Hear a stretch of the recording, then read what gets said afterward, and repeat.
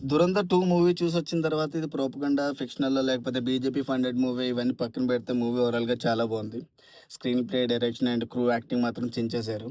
4 hours lengthy అన్నారు గానీ అదేమీ అంత బోర్ అయితే ఏం కొట్టలేదు. వయలెన్స్ విషయానికొస్తే నాకు 'ఫైనల్ డెస్టినేషన్' చూసినా సరే అంత డిస్కంఫర్ట్ అనిపించలేదు గానీ ఇందులో వయలెన్స్ కాస్త ఎక్కువ అనిపించింది. మేబీ మెంటల్లీ ఫిక్స్ అయ్యలేదు కాబట్టి అలా అనిపించిందేమో. బట్ 18+ చూడండి మూవీ అయితే. ఈ మూవీలో నాకు నచ్చలేనిది ఏంటంటే మూవీ ఆల్రెడీ లెంత్ ఉందని తెలిసినప్పుడు కొన్ని విషయాల్లో కాంప్రమైజ్ అయినా పర్వాలేదు. అదే లాస్ట్ ఫైట్ విషయంలో. విలన్ వచ్చి హీరోకి ఎక్కడ గుచ్చుతాడు, హీరో చావడు. తర్వాత హీరో ఎళ్లి విలన్ కొడతాడు, విలన్ చావడు. వీళ్ళిద్దరున్న హౌస్‌లో టైమ్ బాంబ్ పేలుస్తారు, ఇద్దరు చావరు. తర్వాత విలన్ బయటికెళ్ళి హీరో మీద, వాళ్ళ క్రూ మీద ఫైర్ చేస్తాడు. అప్పుడు హీరో చావడు. హీరో ఎళ్లి విలన్ మీద రాకెట్ లాంచ్ చేస్తాడు. అప్పుడు విలన్ చావడు. వాళ్ళిద్దరు గల్లీలో ఫైర్ చేసుకుంటూ వెళ్తారు, ఇద్దరు చావరు.